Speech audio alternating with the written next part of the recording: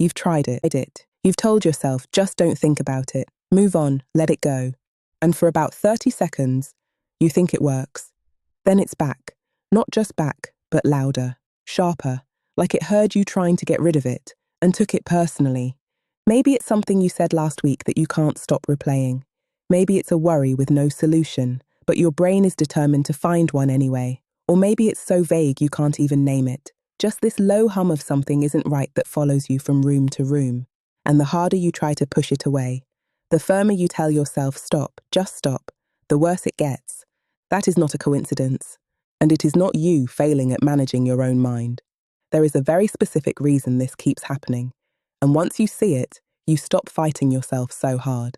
Because you realize you have been using the one strategy almost guaranteed to make things worse. Today, I'm going to show you what your brain is actually doing when you try to push a thought away, why it backfires every single time, and 4 ways to relate to unwanted thoughts that actually work, without fighting them at all. Stay with me through to the 4th one in particular. It is quietly the most powerful. I'm Nadia, and this is Overthinkers Reset, a channel for thoughtful, capable people who are quietly exhausted by the noise inside their own heads. No clinical language, no fluff. Just tools you can actually use. Last week, we talked about the core beliefs that sit underneath so much of our overthinking. Today, we are going deeper into one very specific part of it, the part that trips almost everyone up. Here's today's question. Why do the thoughts you most want, gone, keep coming back? And if trying to stop them is actually making it worse, what on earth are you supposed to do instead? Here it is up front. Then we'll go deeper. Every time you treat a thought like a threat that needs to be eliminated, your brain files it under, important, dangerous, keep watching. So it keeps watching. It keeps bringing the thought back, not to torture you, but because that is exactly what you have told it to do. The solution is not to try harder to push the thought away. The solution is to stop treating the thought like something that needs to be fought in the first place. That is a genuinely different approach.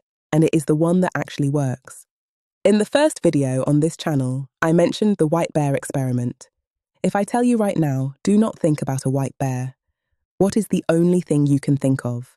A white bear, obviously.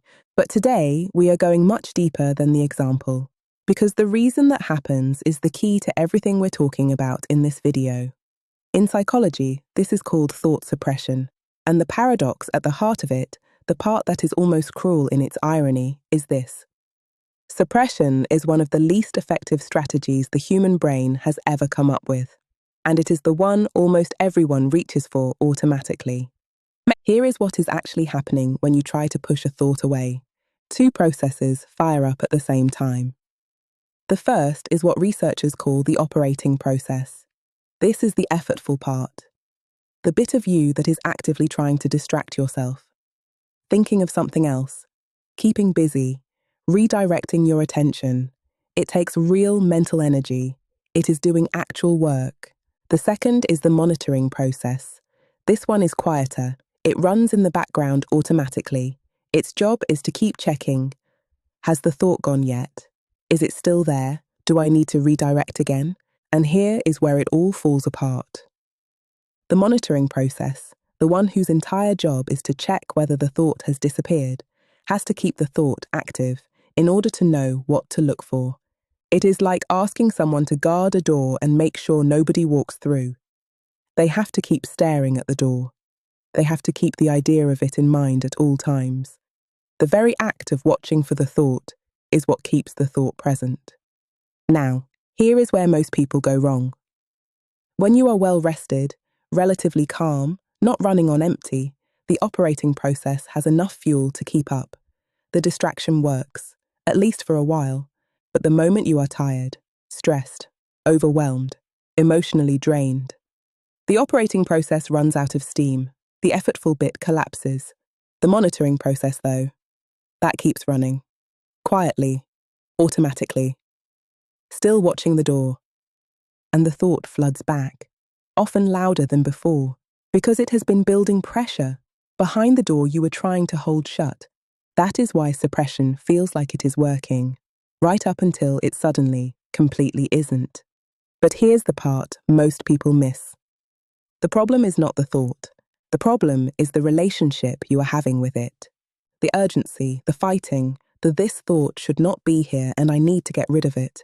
That reaction, that resistance, that is what is feeding the cycle.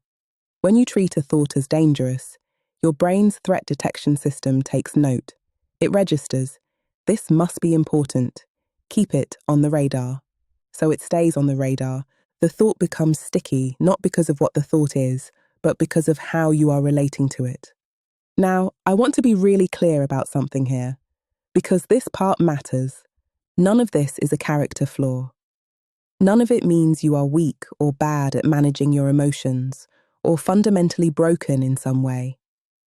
Your brain is doing something quite sophisticated. It is just not helping. Here is the one biological thing nobody tells you. Your brain's threat detection system does not distinguish between a physical danger and a psychological one. A thought you are desperately trying to push away registers in the same part of your brain as something actually, physically threatening. And your brain's response to a threat is not to relax about it. Its response is to track it, monitor it, keep it close. Because from your brain's perspective, if it feels dangerous, paying attention is how you stay safe. So the more distress you attach to the thought, the more urgency you feel about getting rid of it, the more your brain interprets that as evidence the thought is dangerous. The alarm gets louder, not quieter. This is not you failing at managing your thoughts. This is your brain doing exactly what it was designed to do.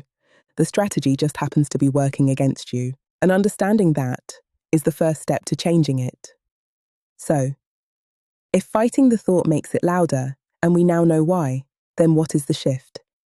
It is not about more control. It is about changing your relationship to the thought, seeing it differently, sitting alongside it rather than wrestling with it, creating just enough distance that it stops feeling like an emergency. Here are 4 ways to do that. Keep an eye out for the 4th one. In my experience, it is quietly the most powerful of the 4. Tool 1. Become a train spotter. I love this one because it is so visual, and it completely reframes what you are trying to do. Your mind is a busy station. Your thoughts are the trains, arriving, pausing, leaving, all day, every day. When you are overthinking, you are jumping on every single one. You board the worry train, ride it until you are exhausted, get off somewhere you did not want to be, then climb straight on the next one. The goal is not to stop the trains. That is not possible. It's to become a train spotter.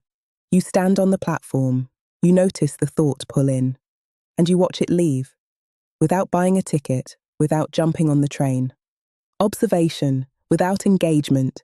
This is the direct opposite of suppression, and that is exactly why it works. You are not fighting the thought, you are just not boarding it, and your instinct will still be to jump on. You will, regularly.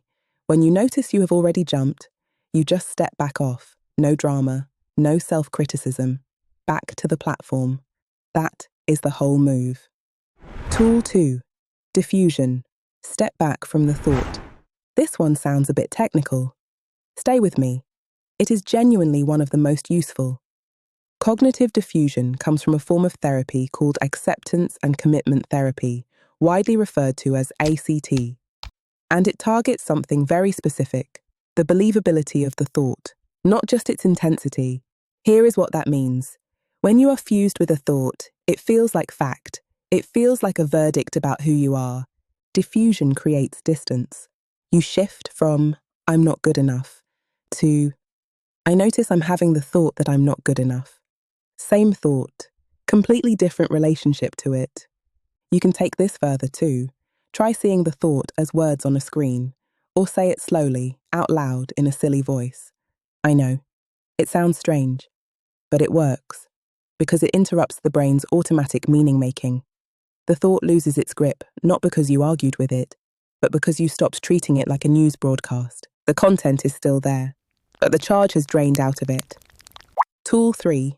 Drop the rope. Imagine you are in a tug-of-war with a thought. You pull. It pulls back harder. You pull again. It pulls harder still. The harder you fight it, the more energy it has. Suppression is pulling the rope. The answer is not to pull harder. It is not to find a more clever technique. It is to drop the rope entirely. The thought is still there, but without the fight, it has nothing to feed on. This is the core message of this whole video, made practical and tangible.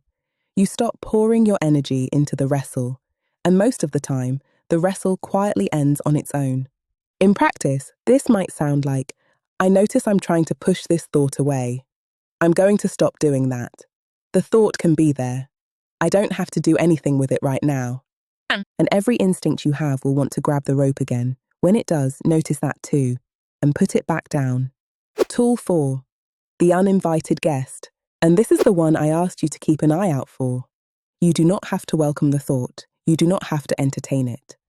But trying to throw it out is what has been making things worse. So instead, you let it be there. Think of it like an uninvited guest at your party. It showed up. You didn't ask it to. But you are not going to spend the whole evening arguing with it at the door. You acknowledge it is there. You carry on with your evening. You talk to the people you actually want to talk to. You enjoy the music. You eat the food. And most of the time, the uninvited guest quietly lets itself out. This is acceptance, not defeat. Making space for a thought is not the same as agreeing with it. It is simply this. I see that you are here. I am not going to pretend you are not. And I am also not going to let you ruin my evening. And the thing that makes this so powerful, it is the fewest steps, the least effort, and the least fighting of any tool on this list, which is exactly why it works. So let's bring this together. The reason your negative thoughts will not stop is not because you are weak, not because you are doing something wrong, not because your brain is broken. It is because the strategy almost all of us reach for automatically, just don't think about it, is the one strategy almost guaranteed to make it worse. It signals to your brain that the thought is dangerous, so your brain keeps it close. That is not a failing. That is simply how threat detection works. The shift is not about trying harder to eliminate the thought. It is about changing how you relate to it. Stand on the platform instead of boarding the train. Step back from the thought instead of fusing with it. Drop the rope, and let the uninvited guest stay, without arguing with it at the door. None of this is instant. I want to be honest about that. If you have been in a tug-of-war with your thoughts for a long time, the habit of grabbing the rope is deeply ingrained. That is okay. The practice is just noticing when you have grabbed it and choosing to put it back down, even once, even for a moment. That is where this starts. If this has been useful, please subscribe and hype the video so YouTube knows to share it with other overthinkers who might need a reset. If today's video felt like a lot, take a deep breath. You're doing great. Next time, we're moving into the how-to. We'll be focusing on practical ways to soothe your nervous system and find your center when the overwhelm feels like it's too much to handle. You won't want to miss it. I'd recommend saving that one. It's a great tool to have on hand for when things get heavy. Every week on this channel, we go deeper into the patterns that keep thoughtful, capable people stuck. Plain language, tools that work in real life. I'm Nadia. I'll see you in the next video.